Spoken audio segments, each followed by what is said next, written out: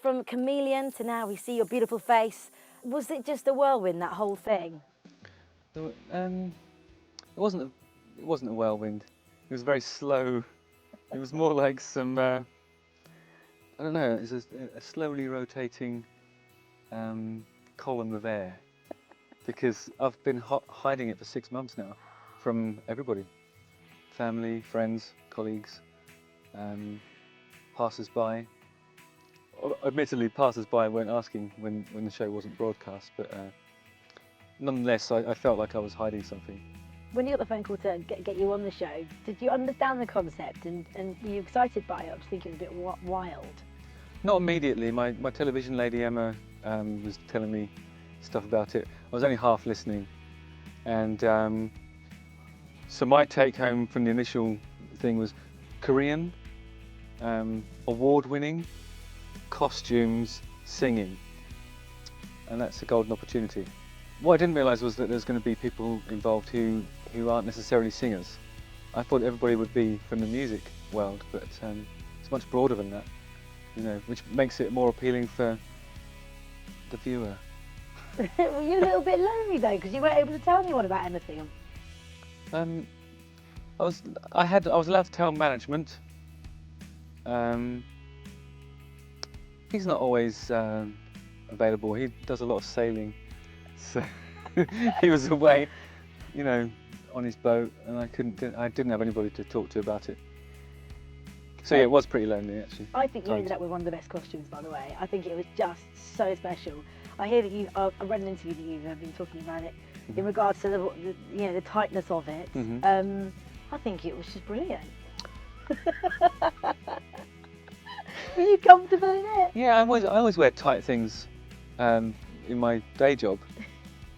And I liked the fact that it was camouflage and had a lot of lights and stuff on it. It was. I usually like a bit of a flare in the leg, but I think it was so tight that you're really just looking at a naked man with a different colour to his legs. Yeah, some scaly legs. And who would have thought that we'd have a friendship of you and Rita Ora that came out of it? It just wasn't it. I really enjoyed watching that. Have you sparked up a friendship since you were unveiled? I've been away actually, so I came back the day after the unveiling, and Rita and I have mutual friends, weirdly. So there's always been like we've always moved in the same.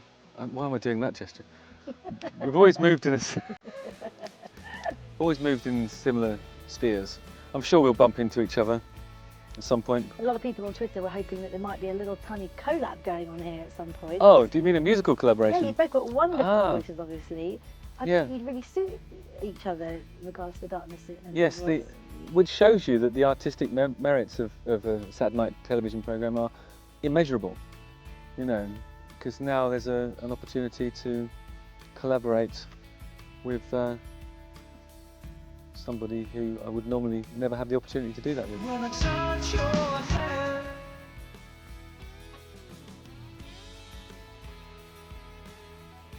We've got to talk to you about the new single, and a famous person was in the video. Yes. Tell us more about that. Yes. So the new video is called In Another Life, and it's from the album Easter is Cancelled, and it's a big power ballad. I don't think everybody can do big power ballads. I think only a certain type of band can pull it off.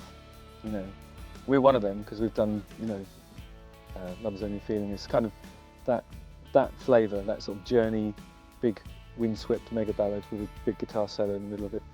And for the first time in a while, and you may have alluded to this earlier in our interview, we haven't really done a proper big budget mega video for years, and somehow we were able to do that, and Abbey Clancy agreed to be in it, which is crazy, because she's like,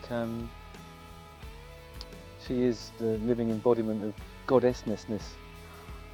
She's stunning. Different league, isn't she? Can't believe, and the thing, like you see her sitting there eating pizza, she's had 50 kids or whatever it is. She's married to the tallest man in the world. Yeah, and she's just sublime, absolutely delightful. I mean, she's lovely. Was she up there with who you wanted in the movie? In the movie? In the movie? Yes, so in the short movie. it's so cinematic that we're now calling it a movie. Is she? Did you want Abby to be in the video?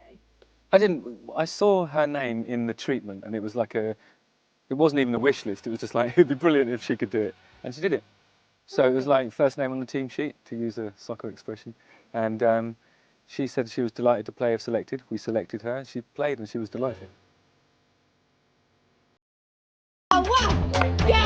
Stopping the score, home goal.